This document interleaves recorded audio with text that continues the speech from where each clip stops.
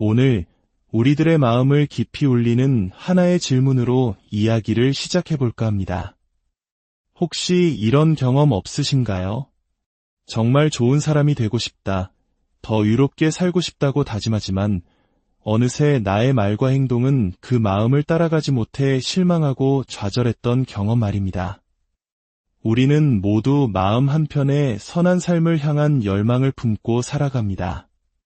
하지만 그 열망이 클수록 현실 속 자신의 모습과의 괴리감에 더 큰 어려움을 겪기도 하죠. 특히 끊임없이 자신을 증명하고 남들에게 더 나은 모습으로 보여야 한다는 압박감이 큰 우리 한국 사회 속에서 이러한 내면의 갈등은 어쩌면 더욱 우리를 지치게 하는지도 모릅니다. 마치 체면이라는 보이지 않는 옷에 우리 자신을 가두고 본래의 모습이 아닌 보여주기 위한 선한 행동에 힘을 쏟고 있는 것은 아닐까요? 오늘 이야기는 바로 이 지점에서 시작됩니다. 진정한 선함이란 과연 어디에서 비롯되는 것일까요? 단순히 선한 행동을 반복하는 것일까요? 아니면 선한 존재로 변화되는 것일까요? 본격적인 이야기에 앞서 만약 이 주제가 여러분의 마음에 울림을 준다면 잠시 시간을 내어 이 영상을 주변에 공유해 주시거나 구독을 통해 저희와 함께해 주십시오. 여러분의 작은 행동이 진리의 빛을 널리 퍼뜨리는 귀한 도구가 될 수 있습니다.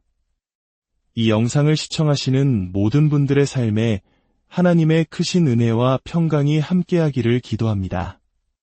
자, 그럼 이제 믿음과 행위, 성향과 행동에 대한 깊은 성찰의 여정을 함께 떠나보겠습니다.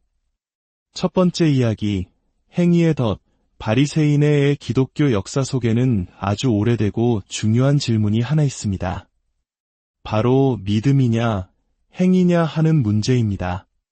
구원은 오직 믿음으로 받는 것인지 아니면 선한 행위가 뒷받침되어야 하는 것인지에 대한 논쟁은 수천 년간 이어져 왔습니다. 어떤 이들은 말합니다. 진정으로 하나님을 믿는다면 그 믿음은 자연스럽게 선한 행동으로 드러나야 한다고 말입니다. 또 다른 이들은 행동보다는 마음의 중심, 즉 하나님을 향한 순전한 믿음 그 자체가 중요하다고 강조합니다. 이 깊은 질문에 대해 오늘 본문인 마태복음 5장 20절은 우리에게 아주 충격적인 기준을 제시합니다. 예수님께서는 제자들에게 이렇게 말씀하셨습니다. 내가 너희에게 이르노니 너희의 의가 서기관과 바리새인보다 더 낫지 못하면 결코 천국에 들어가지 못하리라. 이 말씀이 왜 당시 사람들에게 충격적이었을까요? 당시 바리새인들은 오늘날로 말하면 가장 존경받는 종교 지도자이자 율법의 전문가들이었습니다. 그들은 11조를 철저히 바쳤고 일주일에 2번씩 금식했으며 길거리에서 큰 소리로 기도하는 등 누가 보아도 가장 의로운 행위를 실천하던 사람들이었습니다. 그들은 의로운 행동의 상징과도 같았습니다. 그런데 예수님께서는 제자들에게 그들의 의를 뛰어넘어야만 천국에 들어갈 수 있다고 말씀하신 것입니다. 그렇다면 예수님께서 그들의 의로운 행동 자체를 문제 삼으신 것일까요? 그렇지 않습니다. 문제는 그들의 마음이 빠진 채 껍데기뿐인 행위만 남았다는 점이었습니다. 그들은 의로운 존재가 되는 것에는 관심이 없었습니다. 오직 사람들 앞에서 얼마나 의롭게 보이는가에만 집중했습니다.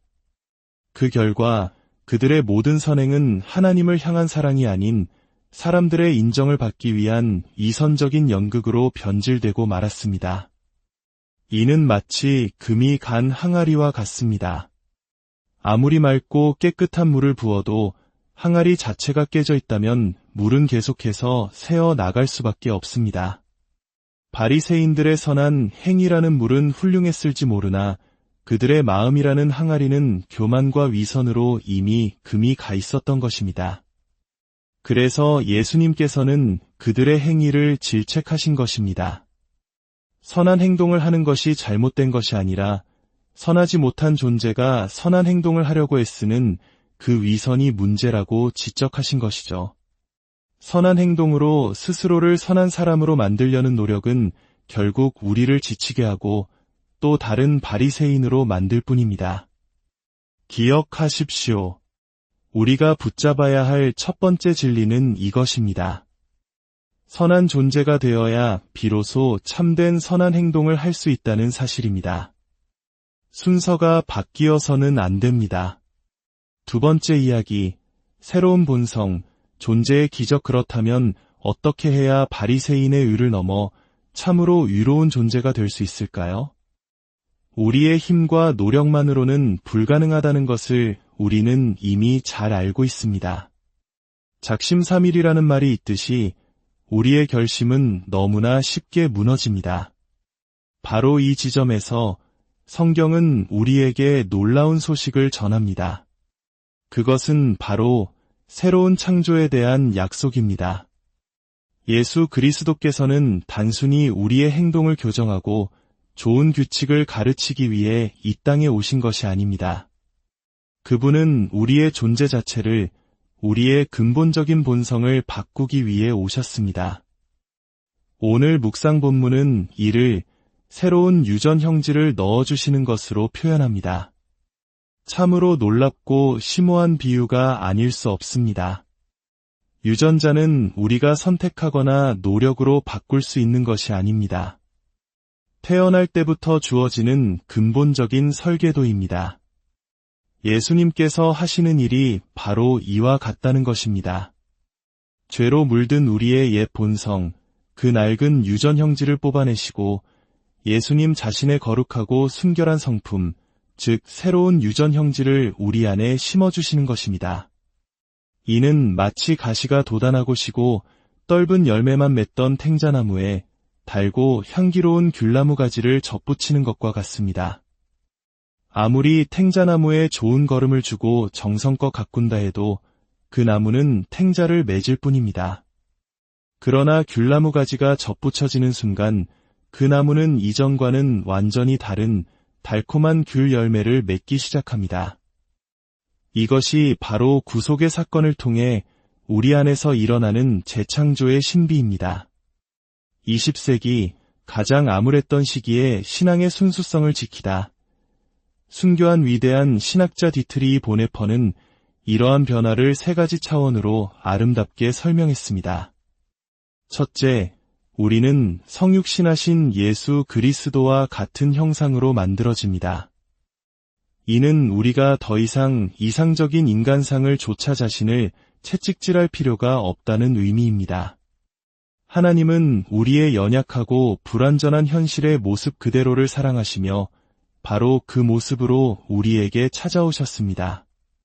둘째, 우리는 십자가에 달리신 예수 그리스도와 같은 형상으로 만들어집니다. 이는 우리가 죄로 인해 죽을 수밖에 없는 존재임을 인정하고 매일 하나님 앞에서 옛 자아가 죽는 것을 경험하는 것입니다. 하나님의 심판과 은혜를 통하지 않고서는 그 누구도 하나님 앞에 설 수 없음을 고백하는 것입니다. 셋째, 우리는 부활하신 예수 그리스도와 같은 형상으로 만들어집니다. 이는 죽음과 죄악 한가운데서도 하나님의 새로운 생명으로 살아가는 존재, 즉 새로운 피조물이 되는 것을 의미합니다. 나의 힘이 아닌 내 안에 살아계신 그리스도의 능력으로 살아가는 것입니다. 결국 진정한 제자의 삶이란 잘못된 행동을 고치려고 애쓰는 삶이 아니라 주님께서 내 안에 심어주신 새로운 본성, 새로운 성향이 자연스럽게 삶으로 흘러나오도록 나 자신을 주님께 내어드리는 삶입니다. 진리의 영이신 성령님께서 우리 안에 오시면 이전에는 불가능했던 새로운 마음과 새로운 소원이 생겨납니다. 그리고 그 새로운 성향이 우리를 참다운 행동으로 이끌어가는 것입니다. 올바른 삶을 살고 싶으십니까? 그렇다면 행동을 고치려는 노력보다 먼저 새로운 존재가 되기를 갈망하십시오. 그리고 그 일을 가능하게 하시는 유일한 분, 우리 주님을 바라보십시오. 이제 잠시 눈을 감고 스스로에게 질문해 봅시다. 내 안에서 옛사람과는 전혀 다른 새로운 유전 형질을 발견할 수 있습니까? 만약 아직 그렇지 않다고 느껴진다면 절망하지 마십시오. 새로운 사람으로 빚어주시기를 함께 꿈꾸고 기도합시다. 기도, 사랑과 은혜가 풍성하신 하나님 아버지, 우리 마음속에는 주님의 뜻대로 바르고 선하게 살고 싶은 간절한 소원이 있습니다. 하지만 우리의 연약함은 번번이 그 소원을 무너뜨리고 죄의 습관 앞에 좌절하게 만듭니다. 그렇게 살아가지 못하는 부끄러움 때문에 때로는 다른 사람들 앞에서 괜찮은 척, 거룩한 척하며 이선적인 가면을 쓸 때도 있었음을 고백합니다. 오늘 말씀을 통해 우리의 어리석음을 깨우쳐 주시니 감사합니다. 올바른 행동에만 집중하며 스스로를 지치게 했던 지난 날들을 회개합니다. 이제는 우리의 시선을 돌려 우리를 새롭게 하시는 주님만을 바라보게 하옵소서. 주님, 간절히 기도합니다. 우리의 낡고 이기적인 본성을 주님의 십자가에 못 박아 주시고 주님의 거룩하고 사랑이 넘치는 성품으로 우리를 채워 주시옵소서. 우리의 힘으로는 할 수 없사오니 성령님께서 친히 우리의 마음과 생각을 다스려 주시고 우리를 새로운 피조물로 날마다 빚어 주시옵소서. 그리하여 이제는 억지로 선을 행하는 자가 아니라 변화된 성품을 통해 하나님의 의와 사랑이 자연스럽게 삶으로 흘러넘치는 복된 자녀로 살아가게 하여 주옵소서. 이 방송을 듣는 모든 심령 위에 하늘의 위로와 평강을 부어주시고 각자의 삶의 자리에서 새로운 존재로 살아가는 기쁨을 풍성히 누리게 하여 주옵소서. 우리를 구원하신 예수 그리스도의 이름으로 기도드립니다. 오늘 우리들의 마음을 깊이 울리는 하나의 질문으로 이야기를 시작해볼까 합니다. 혹시 이런 경험 없으신가요? 정말 좋은 사람이 되고 싶다, 더 유롭게 살고 싶다고 다짐하지만 어느새 나의 말과 행동은 그 마음을 따라가지 못해 실망하고 좌절했던 경험 말입니다. 우리는 모두 마음 한편에 선한 삶을 향한 열망을 품고 살아갑니다. 하지만 그 열망이 클수록 현실 속 자신의 모습과의 괴리감에 더 큰 어려움을 겪기도 하죠. 특히 끊임없이 자신을 증명하고 남들에게 더 나은 모습으로 보여야 한다는 압박감이 큰 우리 한국 사회 속에서 이러한 내면의 갈등은 어쩌면 더욱 우리를 지치게 하는지도 모릅니다. 마치 체면이라는 보이지 않는 옷에 우리 자신을 가두고 본래의 모습이 아닌 보여주기 위한 선한 행동에 힘을 쏟고 있는 것은 아닐까요? 오늘 이야기는 바로 이 지점에서 시작됩니다. 진정한 선함이란 과연 어디에서 비롯되는 것일까요? 단순히 선한 행동을 반복하는 것일까요? 아니면 선한 존재로 변화되는 것일까요? 본격적인 이야기에 앞서 만약 이 주제가 여러분의 마음에 울림을 준다면 잠시 시간을 내어 이 영상을 주변에 공유해 주시거나 구독을 통해 저희와 함께 해 주십시오. 여러분의 작은 행동이 진리의 빛을 널리 퍼뜨리는 귀한 도구가 될 수 있습니다. 이 영상을 시청하시는 모든 분들의 삶에 하나님의 크신 은혜와 평강이 함께하기를 기도합니다. 자, 그럼 이제 믿음과 행위, 성향과 행동에 대한 깊은 성찰의 여정을 함께 떠나보겠습니다. 첫 번째 이야기, 행위의 덫, 바리새인의 기독교 역사 속에는 아주 오래되고 중요한 질문이 하나 있습니다. 바로 믿음이냐, 행위냐 하는 문제입니다. 구원은 오직 믿음으로 받는 것인지 아니면 선한 행위가 뒷받침되어야 하는 것인지에 대한 논쟁은 수천 년간 이어져 왔습니다. 어떤 이들은 말합니다. 진정으로 하나님을 믿는다면 그 믿음은 자연스럽게 선한 행동으로 드러나야 한다고 말입니다. 또 다른 이들은 행동보다는 마음의 중심, 즉 하나님을 향한 순전한 믿음 그 자체가 중요하다고 강조합니다. 이 깊은 질문에 대해 오늘 본문인 마태복음 5장 20절은 우리에게 아주 충격적인 기준을 제시합니다. 예수님께서는 제자들에게 이렇게 말씀하셨습니다. 내가 너희에게 이르노니 너희의 의가 서기관과 바리새인보다 더 낫지 못하면 결코 천국에 들어가지 못하리라. 이 말씀이 왜 당시 사람들에게 충격적이었을까요? 당시 바리새인들은 오늘날로 말하면 가장 존경받는 종교 지도자이자 율법의 전문가들이었습니다. 그들은 11조를 철저히 바쳤고 일주일에 2번씩 금식했으며 길거리에서 큰 소리로 기도하는 등 누가 보아도 가장 의로운 행위를 실천하던 사람들이었습니다. 그들은 의로운 행동의 상징과도 같았습니다.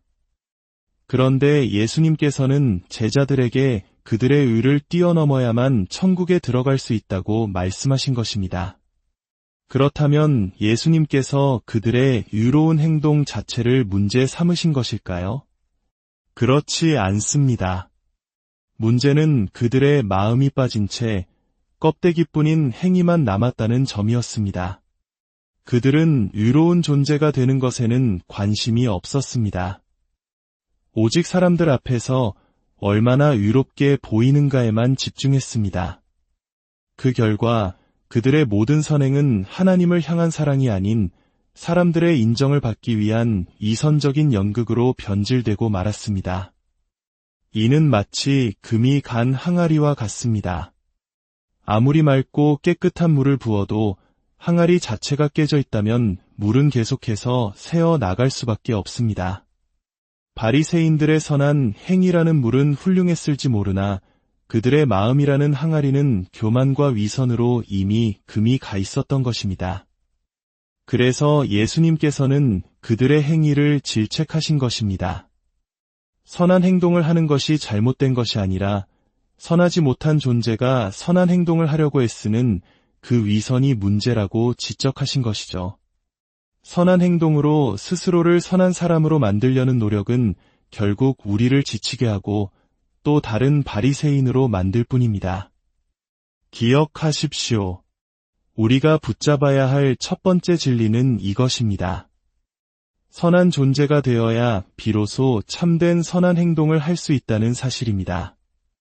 순서가 바뀌어서는 안 됩니다. 두 번째 이야기, 새로운 본성, 존재의 기적. 그렇다면 어떻게 해야 바리새인의 의를 넘어 참으로 의로운 존재가 될 수 있을까요?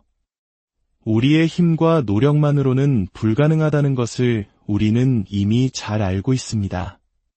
작심삼일이라는 말이 있듯이 우리의 결심은 너무나 쉽게 무너집니다. 바로 이 지점에서 성경은 우리에게 놀라운 소식을 전합니다. 그것은 바로 새로운 창조에 대한 약속입니다. 예수 그리스도께서는 단순히 우리의 행동을 교정하고 좋은 규칙을 가르치기 위해 이 땅에 오신 것이 아닙니다.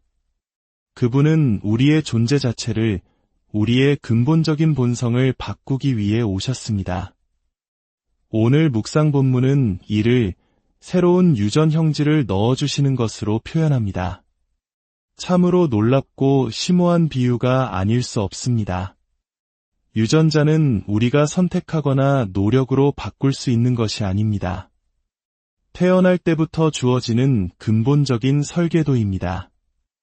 예수님께서 하시는 일이 바로 이와 같다는 것입니다. 죄로 물든 우리의 옛 본성, 그 낡은 유전 형질을 뽑아내시고 예수님 자신의 거룩하고 순결한 성품, 즉 새로운 유전 형질을 우리 안에 심어주시는 것입니다. 이는 마치 가시가 돋아나고 시고 떫은 열매만 맺던 탱자나무에 달고 향기로운 귤나무 가지를 접붙이는 것과 같습니다. 아무리 탱자나무에 좋은 거름을 주고 정성껏 가꾼다 해도 그 나무는 탱자를 맺을 뿐입니다. 그러나 귤나무 가지가 접붙여지는 순간 그 나무는 이전과는 완전히 다른 달콤한 귤 열매를 맺기 시작합니다. 이것이 바로 구속의 사건을 통해 우리 안에서 일어나는 재창조의 신비입니다.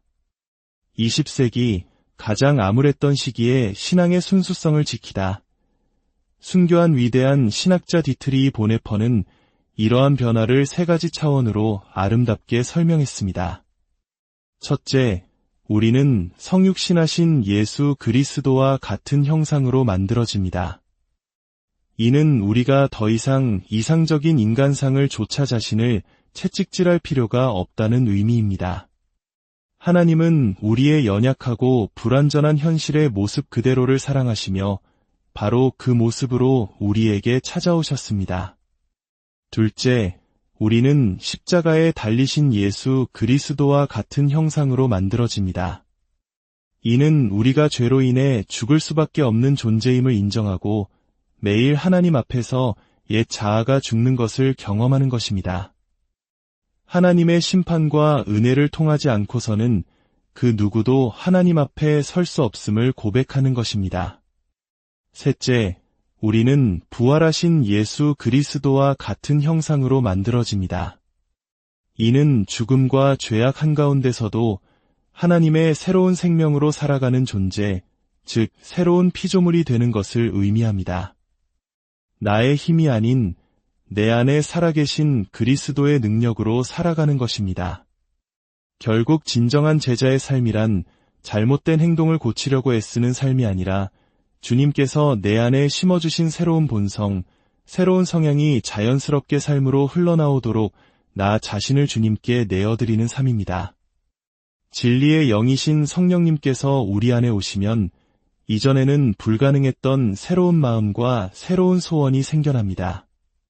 그리고 그 새로운 성향이 우리를 참다운 행동으로 이끌어가는 것입니다. 올바른 삶을 살고 싶으십니까? 그렇다면 행동을 고치려는 노력보다 먼저 새로운 존재가 되기를 갈망하십시오. 그리고 그 일을 가능하게 하시는 유일한 분, 우리 주님을 바라보십시오. 이제 잠시 눈을 감고 스스로에게 질문해 봅시다. 내 안에서 옛사람과는 전혀 다른 새로운 유전 형질을 발견할 수 있습니까? 만약 아직 그렇지 않다고 느껴진다면 절망하지 마십시오. 새로운 사람으로 빚어주시기를 함께 꿈꾸고 기도합시다. 기도, 사랑과 은혜가 풍성하신 하나님 아버지, 우리 마음속에는 주님의 뜻대로 바르고 선하게 살고 싶은 간절한 소원이 있습니다. 하지만 우리의 연약함은 번번이 그 소원을 무너뜨리고 죄의 습관 앞에 좌절하게 만듭니다.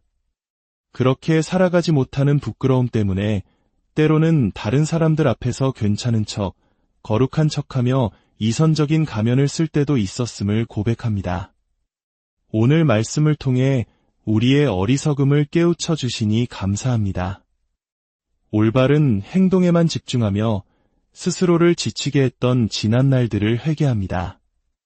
이제는 우리의 시선을 돌려 우리를 새롭게 하시는 주님만을 바라보게 하옵소서. 주님, 간절히 기도합니다. 우리의 낡고 이기적인 본성을 주님의 십자가에 못 박아 주시고 주님의 거룩하고 사랑이 넘치는 성품으로 우리를 채워 주시옵소서. 우리의 힘으로는 할 수 없사오니 성령님께서 친히 우리의 마음과 생각을 다스려 주시고 우리를 새로운 피조물로 날마다 빚어 주시옵소서. 그리하여 이제는 억지로 선을 행하는 자가 아니라 변화된 성품을 통해 하나님의 의와 사랑이 자연스럽게 삶으로 흘러넘치는 복된 자녀로 살아가게 하여 주옵소서. 이 방송을 듣는 모든 심령 위에 하늘의 위로와 평강을 부어주시고 각자의 삶의 자리에서 새로운 존재로 살아가는 기쁨을 풍성히 누리게 하여 주옵소서. 우리를 구원하신 예수 그리스도의 이름으로 기도드립니다. 오늘 우리들의 마음을 깊이 울리는 하나의 질문으로 이야기를 시작해볼까 합니다. 혹시 이런 경험 없으신가요?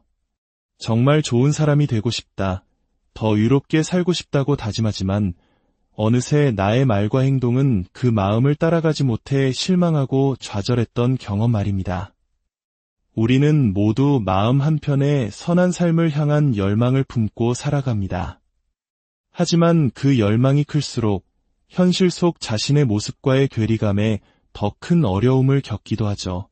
특히 끊임없이 자신을 증명하고 남들에게 더 나은 모습으로 보여야 한다는 압박감이 큰 우리 한국 사회 속에서 이러한 내면의 갈등은 어쩌면 더욱 우리를 지치게 하는지도 모릅니다.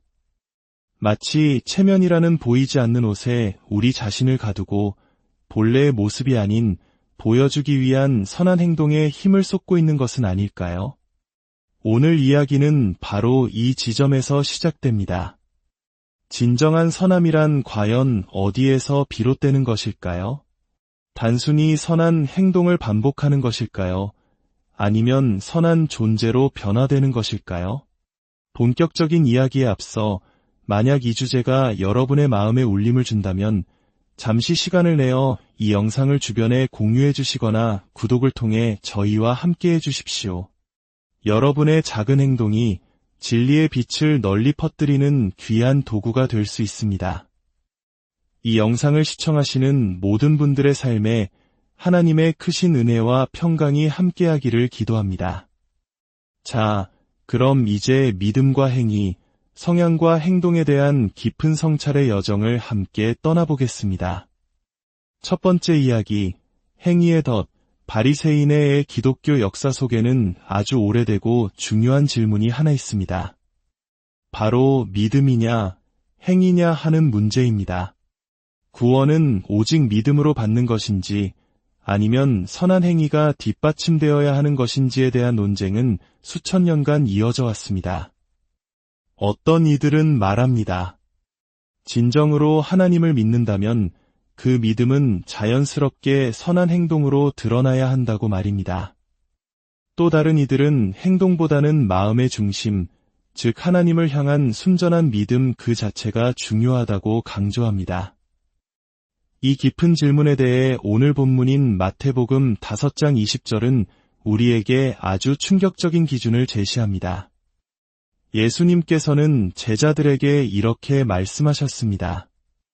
내가 너희에게 이르노니 너희의 의가 서기관과 바리새인보다 더 낫지 못하면 결코 천국에 들어가지 못하리라. 이 말씀이 왜 당시 사람들에게 충격적이었을까요? 당시 바리새인들은 오늘날로 말하면 가장 존경받는 종교 지도자이자 율법의 전문가들이었습니다. 그들은 11조를 철저히 바쳤고 일주일에 2번씩 금식했으며 길거리에서 큰 소리로 기도하는 등 누가 보아도 가장 의로운 행위를 실천하던 사람들이었습니다. 그들은 의로운 행동의 상징과도 같았습니다. 그런데 예수님께서는 제자들에게 그들의 의를 뛰어넘어야만 천국에 들어갈 수 있다고 말씀하신 것입니다. 그렇다면 예수님께서 그들의 의로운 행동 자체를 문제 삼으신 것일까요? 그렇지 않습니다.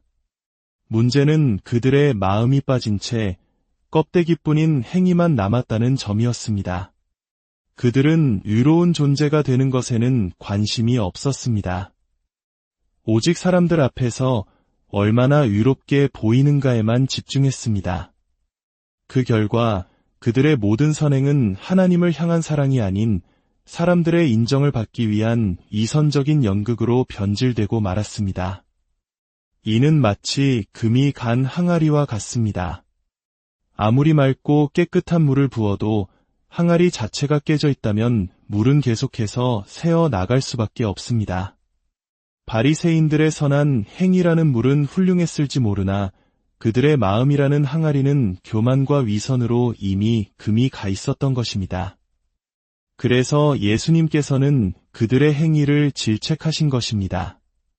선한 행동을 하는 것이 잘못된 것이 아니라 선하지 못한 존재가 선한 행동을 하려고 애쓰는 그 위선이 문제라고 지적하신 것이죠. 선한 행동으로 스스로를 선한 사람으로 만들려는 노력은 결국 우리를 지치게 하고 또 다른 바리새인으로 만들 뿐입니다. 기억하십시오. 우리가 붙잡아야 할 첫 번째 진리는 이것입니다. 선한 존재가 되어야 비로소 참된 선한 행동을 할 수 있다는 사실입니다. 순서가 바뀌어서는 안 됩니다. 두 번째 이야기, 새로운 본성, 존재의 기적. 그렇다면 어떻게 해야 바리새인의 의를 넘어 참으로 의로운 존재가 될 수 있을까요? 우리의 힘과 노력만으로는 불가능하다는 것을 우리는 이미 잘 알고 있습니다.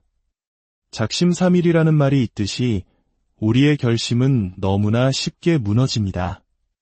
바로 이 지점에서 성경은 우리에게 놀라운 소식을 전합니다. 그것은 바로 새로운 창조에 대한 약속입니다. 예수 그리스도께서는 단순히 우리의 행동을 교정하고 좋은 규칙을 가르치기 위해 이 땅에 오신 것이 아닙니다. 그분은 우리의 존재 자체를, 우리의 근본적인 본성을 바꾸기 위해 오셨습니다. 오늘 묵상 본문은 이를 새로운 유전 형질을 넣어주시는 것으로 표현합니다.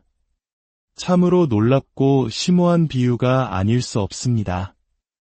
유전자는 우리가 선택하거나 노력으로 바꿀 수 있는 것이 아닙니다.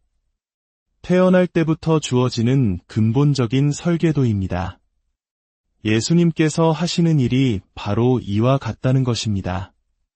죄로 물든 우리의 옛 본성, 그 낡은 유전 형질을 뽑아내시고 예수님 자신의 거룩하고 순결한 성품, 즉 새로운 유전 형질을 우리 안에 심어주시는 것입니다. 이는 마치 가시가 돋아나고 시고 떫은 열매만 맺던 탱자나무에 달고 향기로운 귤나무 가지를 접붙이는 것과 같습니다. 아무리 탱자나무에 좋은 거름을 주고 정성껏 가꾼다 해도 그 나무는 탱자를 맺을 뿐입니다. 그러나 귤나무 가지가 접붙여지는 순간 그 나무는 이전과는 완전히 다른 달콤한 귤 열매를 맺기 시작합니다. 이것이 바로 구속의 사건을 통해 우리 안에서 일어나는 재창조의 신비입니다. 20세기 가장 암울했던 시기에 신앙의 순수성을 지키다. 순교한 위대한 신학자 디트리히 보네퍼는 이러한 변화를 세 가지 차원으로 아름답게 설명했습니다. 첫째, 우리는 성육신하신 예수 그리스도와 같은 형상으로 만들어집니다. 이는 우리가 더 이상 이상적인 인간상을 조차 자신을 채찍질할 필요가 없다는 의미입니다. 하나님은 우리의 연약하고 불완전한 현실의 모습 그대로를 사랑하시며 바로 그 모습으로 우리에게 찾아오셨습니다. 둘째, 우리는 십자가에 달리신 예수 그리스도와 같은 형상으로 만들어집니다. 이는 우리가 죄로 인해 죽을 수밖에 없는 존재임을 인정하고 매일 하나님 앞에서 옛 자아가 죽는 것을 경험하는 것입니다. 하나님의 심판과 은혜를 통하지 않고서는 그 누구도 하나님 앞에 설 수 없음을 고백하는 것입니다. 셋째, 우리는 부활하신 예수 그리스도와 같은 형상으로 만들어집니다. 이는 죽음과 죄악 한가운데서도 하나님의 새로운 생명으로 살아가는 존재, 즉 새로운 피조물이 되는 것을 의미합니다. 나의 힘이 아닌 내 안에 살아계신 그리스도의 능력으로 살아가는 것입니다. 결국 진정한 제자의 삶이란 잘못된 행동을 고치려고 애쓰는 삶이 아니라 주님께서 내 안에 심어주신 새로운 본성, 새로운 성향이 자연스럽게 삶으로 흘러나오도록 나 자신을 주님께 내어드리는 삶입니다. 진리의 영이신 성령님께서 우리 안에 오시면 이전에는 불가능했던 새로운 마음과 새로운 소원이 생겨납니다. 그리고 그 새로운 성향이 우리를 참다운 행동으로 이끌어가는 것입니다. 올바른 삶을 살고 싶으십니까? 그렇다면 행동을 고치려는 노력보다 먼저 새로운 존재가 되기를 갈망하십시오. 그리고 그 일을 가능하게 하시는 유일한 분, 우리 주님을 바라보십시오. 이제 잠시 눈을 감고 스스로에게 질문해 봅시다. 내 안에서 옛사람과는 전혀 다른 새로운 유전 형질을 발견할 수 있습니까? 만약 아직 그렇지 않다고 느껴진다면 절망하지 마십시오. 새로운 사람으로 빚어주시기를 함께 꿈꾸고 기도합시다. 기도 사랑과 은혜가 풍성하신 하나님 아버지, 우리 마음속에는 주님의 뜻대로 바르고 선하게 살고 싶은 간절한 소원이 있습니다. 하지만 우리의 연약함은 번번이 그 소원을 무너뜨리고 죄의 습관 앞에 좌절하게 만듭니다. 그렇게 살아가지 못하는 부끄러움 때문에 때로는 다른 사람들 앞에서 괜찮은 척, 거룩한 척하며 이선적인 가면을 쓸 때도 있었음을 고백합니다. 오늘 말씀을 통해 우리의 어리석음을 깨우쳐 주시니 감사합니다. 올바른 행동에만 집중하며 스스로를 지치게 했던 지난 날들을 회개합니다. 이제는 우리의 시선을 돌려 우리를 새롭게 하시는 주님만을 바라보게 하옵소서. 주님, 간절히 기도합니다. 우리의 낡고 이기적인 본성을 주님의 십자가에 못 박아 주시고 주님의 거룩하고 사랑이 넘치는 성품으로 우리를 채워 주시옵소서. 우리의 힘으로는 할 수 없사오니 성령님께서 친히 우리의 마음과 생각을 다스려 주시고 우리를 새로운 피조물로 날마다 빚어 주시옵소서. 그리하여 이제는 억지로 선을 행하는 자가 아니라 변화된 성품을 통해 하나님의 의와 사랑이 자연스럽게 삶으로 흘러넘치는 복된 자녀로 살아가게 하여 주옵소서. 이 방송을 듣는 모든 심령 위에 하늘의 위로와 평강을 부어주시고 각자의 삶의 자리에서 새로운 존재로 살아가는 기쁨을 풍성히 누리게 하여 주옵소서. 우리를 구원하신 예수 그리스도의 이름으로 기도드립니다. 오늘 우리들의 마음을 깊이 울리는 하나의 질문으로 이야기를 시작해볼까 합니다. 혹시 이런 경험 없으신가요? 정말 좋은 사람이 되고 싶다, 더 유롭게 살고 싶다고 다짐하지만 어느새 나의 말과 행동은 그 마음을 따라가지 못해 실망하고 좌절했던 경험 말입니다. 우리는 모두 마음 한편에 선한 삶을 향한 열망을 품고 살아갑니다. 하지만 그 열망이 클수록 현실 속 자신의 모습과의 괴리감에 더 큰 어려움을 겪기도 하죠. 특히 끊임없이 자신을 증명하고 남들에게 더 나은 모습으로 보여야 한다는 압박감이 큰 우리 한국 사회 속에서 이러한 내면의 갈등은 어쩌면 더욱 우리를 지치게 하는지도 모릅니다. 마치 체면이라는 보이지 않는 옷에 우리 자신을 가두고 본래의 모습이 아닌 보여주기 위한 선한 행동에 힘을 쏟고 있는 것은 아닐까요? 오늘 이야기는 바로 이 지점에서 시작됩니다. 진정한 선함이란 과연 어디에서 비롯되는 것일까요? 단순히 선한 행동을 반복하는 것일까요? 아니면 선한 존재로 변화되는 것일까요? 본격적인 이야기에 앞서 만약 이 주제가 여러분의 마음에 울림을 준다면 잠시 시간을 내어 이 영상을 주변에 공유해 주시거나 구독을 통해 저희와 함께해 주십시오.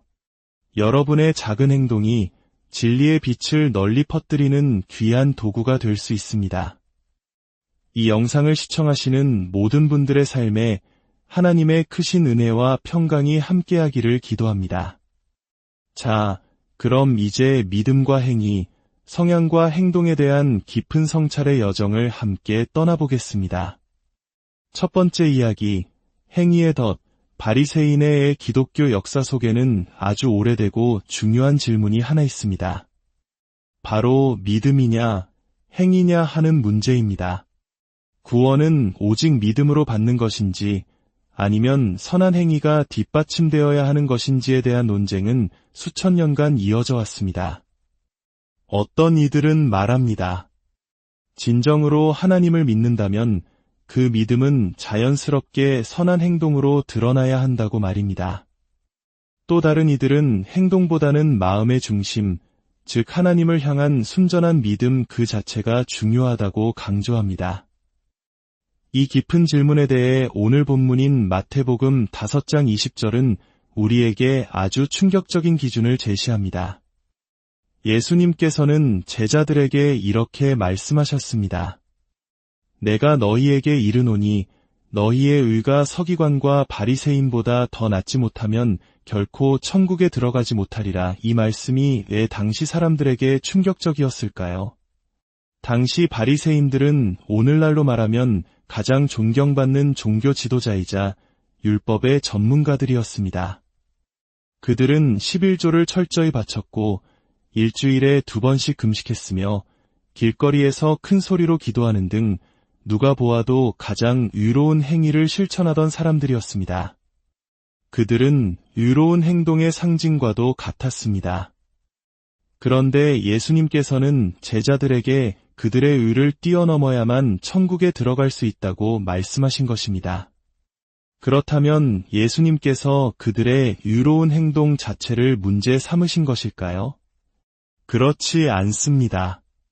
문제는 그들의 마음이 빠진 채 껍데기뿐인 행위만 남았다는 점이었습니다. 그들은 의로운 존재가 되는 것에는 관심이 없었습니다. 오직 사람들 앞에서 얼마나 의롭게 보이는가에만 집중했습니다. 그 결과 그들의 모든 선행은 하나님을 향한 사랑이 아닌 사람들의 인정을 받기 위한 이선적인 연극으로 변질되고 말았습니다. 이는 마치 금이 간 항아리와 같습니다.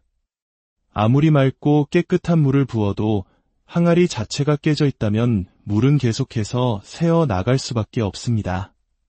바리새인들의 선한 행위라는 물은 훌륭했을지 모르나 그들의 마음이라는 항아리는 교만과 위선으로 이미 금이 가 있었던 것입니다. 그래서 예수님께서는 그들의 행위를 질책하신 것입니다. 선한 행동을 하는 것이 잘못된 것이 아니라 선하지 못한 존재가 선한 행동을 하려고 애쓰는 그 위선이 문제라고 지적하신 것이죠. 선한 행동으로 스스로를 선한 사람으로 만들려는 노력은 결국 우리를 지치게 하고 또 다른 바리새인으로 만들 뿐입니다. 기억하십시오. 우리가 붙잡아야 할 첫 번째 진리는 이것입니다. 선한 존재가 되어야 비로소 참된 선한 행동을 할 수 있다는 사실입니다. 순서가 바뀌어서는 안 됩니다.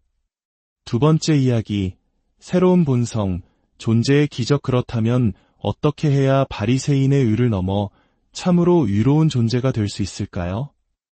우리의 힘과 노력만으로는 불가능하다는 것을 우리는 이미 잘 알고 있습니다. 작심삼일이라는 말이 있듯이 우리의 결심은 너무나 쉽게 무너집니다. 바로 이 지점에서 성경은 우리에게 놀라운 소식을 전합니다. 그것은 바로 새로운 창조에 대한 약속입니다. 예수 그리스도께서는 단순히 우리의 행동을 교정하고 좋은 규칙을 가르치기 위해 이 땅에 오신 것이 아닙니다. 그분은 우리의 존재 자체를, 우리의 근본적인 본성을 바꾸기 위해 오셨습니다. 오늘 묵상 본문은 이를 새로운 유전 형질을 넣어주시는 것으로 표현합니다. 참으로 놀랍고 심오한 비유가 아닐 수 없습니다. 유전자는 우리가 선택하거나 노력으로 바꿀 수 있는 것이 아닙니다. 태어날 때부터 주어지는 근본적인 설계도입니다. 예수님께서 하시는 일이 바로 이와 같다는 것입니다. 죄로 물든 우리의 옛 본성, 그 낡은 유전 형질을 뽑아내시고 예수님 자신의 거룩하고 순결한 성품, 즉 새로운 유전 형질을 우리 안에 심어주시는 것입니다. 이는 마치 가시가 돋아나고 시고 떫은 열매만 맺던 탱자나무에 달고 향기로운 귤나무 가지를 접붙이는 것과 같습니다. 아무리 탱자나무에 좋은 거름을 주고 정성껏 가꾼다 해도 그 나무는 탱자를 맺을 뿐입니다. 그러나 귤나무 가지가 접붙여지는 순간 그 나무는 이전과는 완전히 다른 달콤한 귤 열매를 맺기 시작합니다.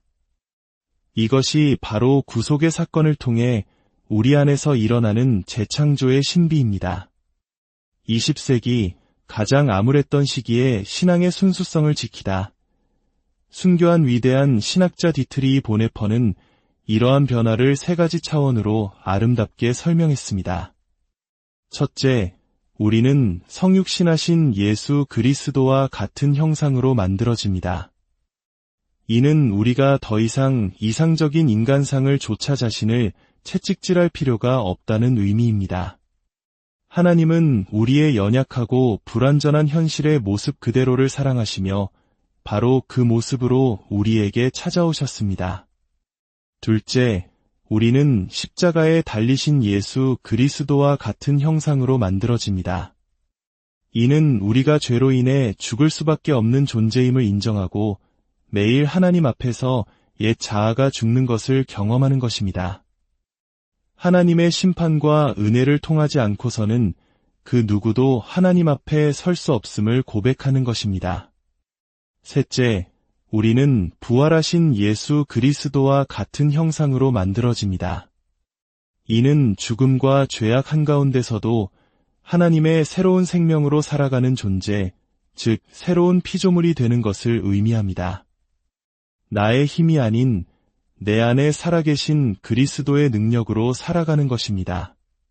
결국 진정한 제자의 삶이란 잘못된 행동을 고치려고 애쓰는 삶이 아니라 주님께서 내 안에 심어주신 새로운 본성, 새로운 성향이 자연스럽게 삶으로 흘러나오도록 나 자신을 주님께 내어드리는 삶입니다. 진리의 영이신 성령님께서 우리 안에 오시면 이전에는 불가능했던 새로운 마음과 새로운 소원이 생겨납니다. 그리고 그 새로운 성향이 우리를 참다운 행동으로 이끌어가는 것입니다. 올바른 삶을 살고 싶으십니까? 그렇다면 행동을 고치려는 노력보다 먼저 새로운 존재가 되기를 갈망하십시오. 그리고 그 일을 가능하게 하시는 유일한 분, 우리 주님을 바라보십시오. 이제 잠시 눈을 감고 스스로에게 질문해 봅시다. 내 안에서 옛사람과는 전혀 다른 새로운 유전 형질을 발견할 수 있습니까? 만약 아직 그렇지 않다고 느껴진다면 절망하지 마십시오. 새로운 사람으로 빚어주시기를 함께 꿈꾸고 기도합시다.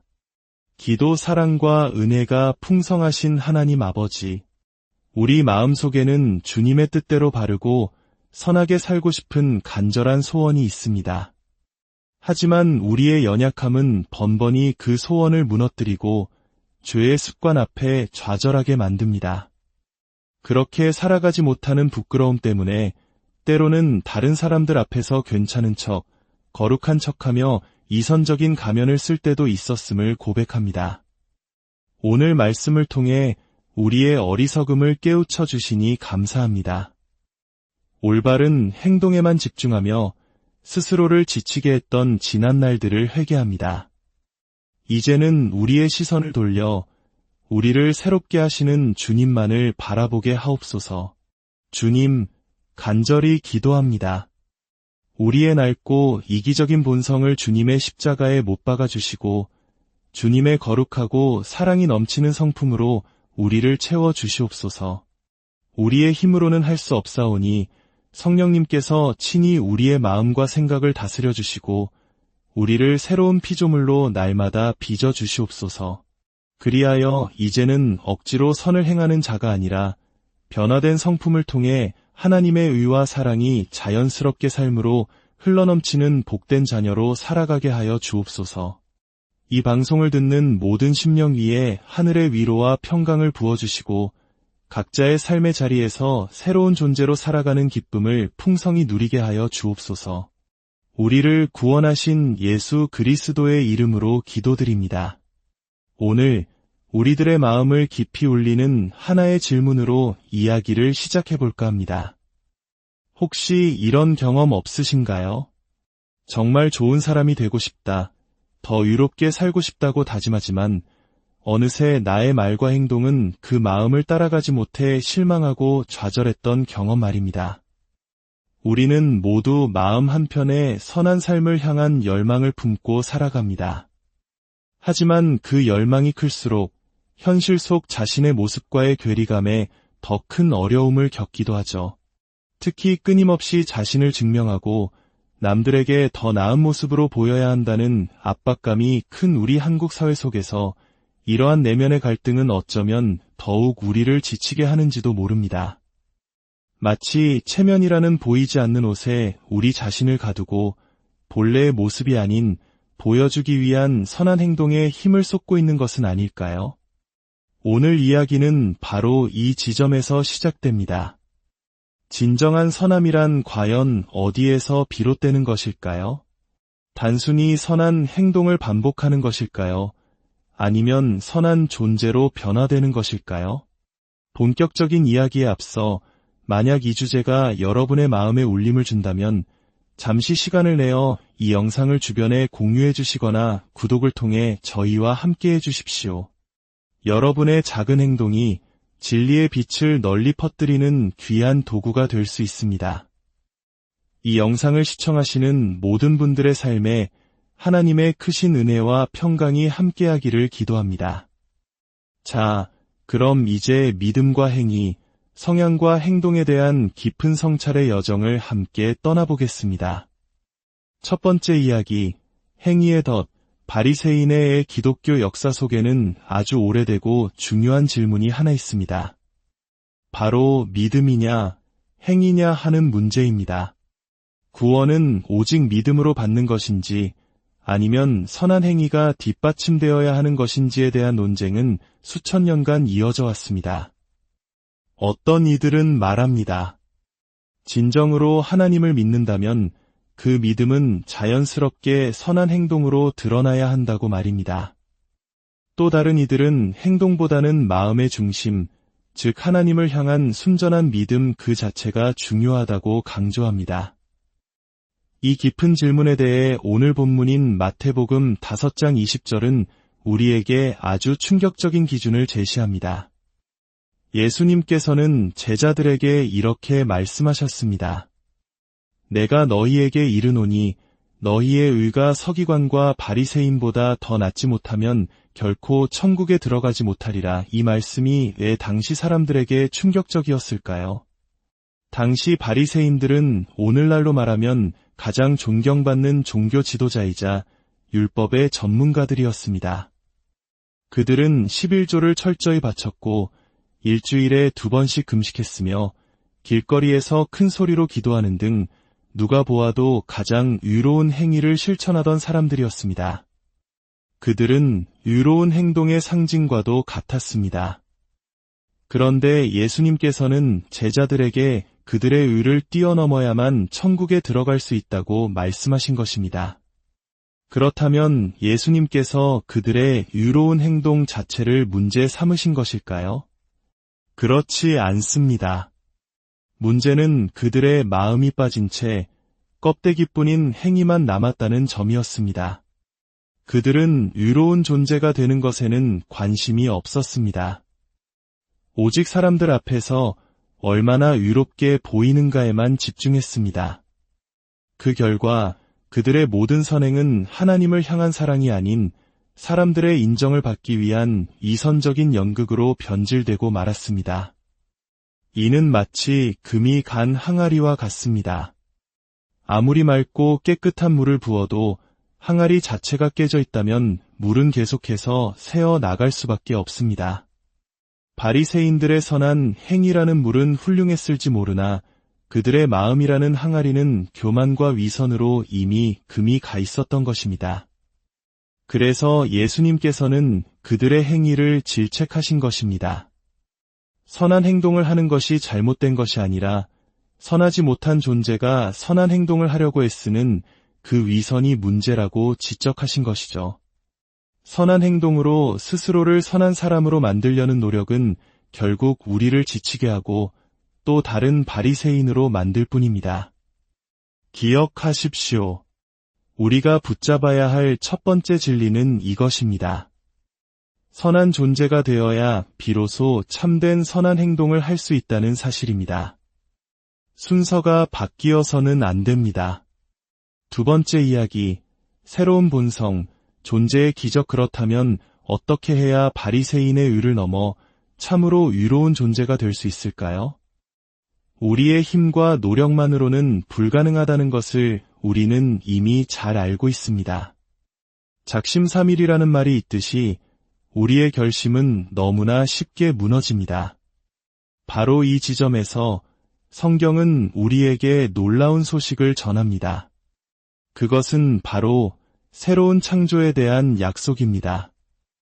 예수 그리스도께서는 단순히 우리의 행동을 교정하고 좋은 규칙을 가르치기 위해 이 땅에 오신 것이 아닙니다. 그분은 우리의 존재 자체를, 우리의 근본적인 본성을 바꾸기 위해 오셨습니다. 오늘 묵상 본문은 이를 새로운 유전 형질을 넣어주시는 것으로 표현합니다. 참으로 놀랍고 심오한 비유가 아닐 수 없습니다. 유전자는 우리가 선택하거나 노력으로 바꿀 수 있는 것이 아닙니다. 태어날 때부터 주어지는 근본적인 설계도입니다. 예수님께서 하시는 일이 바로 이와 같다는 것입니다. 죄로 물든 우리의 옛 본성, 그 낡은 유전 형질을 뽑아내시고 예수님 자신의 거룩하고 순결한 성품, 즉 새로운 유전 형질을 우리 안에 심어주시는 것입니다. 이는 마치 가시가 돋아나고 시고 떫은 열매만 맺던 탱자나무에 달고 향기로운 귤나무 가지를 접붙이는 것과 같습니다. 아무리 탱자나무에 좋은 거름을 주고 정성껏 가꾼다 해도 그 나무는 탱자를 맺을 뿐입니다. 그러나 귤나무 가지가 접붙여지는 순간 그 나무는 이전과는 완전히 다른 달콤한 귤 열매를 맺기 시작합니다. 이것이 바로 구속의 사건을 통해 우리 안에서 일어나는 재창조의 신비입니다. 20세기 가장 암울했던 시기에 신앙의 순수성을 지키다. 순교한 위대한 신학자 디트리히 보네퍼는 이러한 변화를 세 가지 차원으로 아름답게 설명했습니다.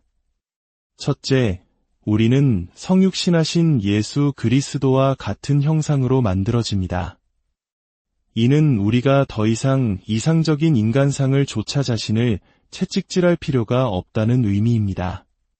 하나님은 우리의 연약하고 불완전한 현실의 모습 그대로를 사랑하시며 바로 그 모습으로 우리에게 찾아오셨습니다.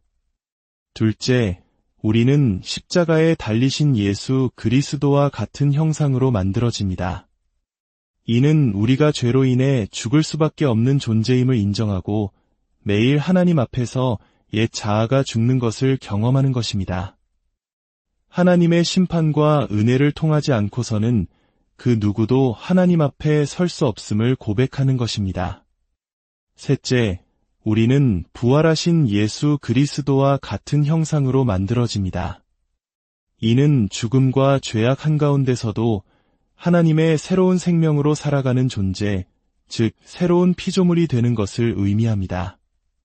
나의 힘이 아닌 내 안에 살아계신 그리스도의 능력으로 살아가는 것입니다. 결국 진정한 제자의 삶이란 잘못된 행동을 고치려고 애쓰는 삶이 아니라 주님께서 내 안에 심어주신 새로운 본성, 새로운 성향이 자연스럽게 삶으로 흘러나오도록 나 자신을 주님께 내어드리는 삶입니다. 진리의 영이신 성령님께서 우리 안에 오시면 이전에는 불가능했던 새로운 마음과 새로운 소원이 생겨납니다. 그리고 그 새로운 성향이 우리를 참다운 행동으로 이끌어가는 것입니다. 올바른 삶을 살고 싶으십니까?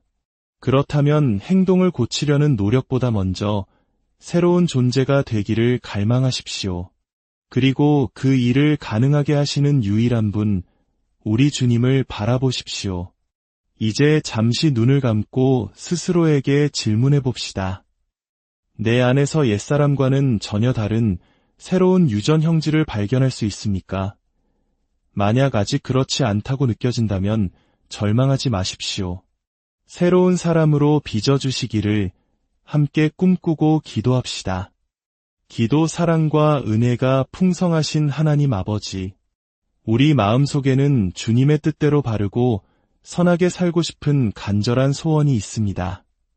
하지만 우리의 연약함은 번번이 그 소원을 무너뜨리고 죄의 습관 앞에 좌절하게 만듭니다. 그렇게 살아가지 못하는 부끄러움 때문에 때로는 다른 사람들 앞에서 괜찮은 척, 거룩한 척하며 이선적인 가면을 쓸 때도 있었음을 고백합니다. 오늘 말씀을 통해 우리의 어리석음을 깨우쳐 주시니 감사합니다. 올바른 행동에만 집중하며 스스로를 지치게 했던 지난 날들을 회개합니다. 이제는 우리의 시선을 돌려 우리를 새롭게 하시는 주님만을 바라보게 하옵소서. 주님, 간절히 기도합니다. 우리의 낡고 이기적인 본성을 주님의 십자가에 못 박아 주시고 주님의 거룩하고 사랑이 넘치는 성품으로 우리를 채워 주시옵소서. 우리의 힘으로는 할 수 없사오니 성령님께서 친히 우리의 마음과 생각을 다스려 주시고 우리를 새로운 피조물로 날마다 빚어 주시옵소서.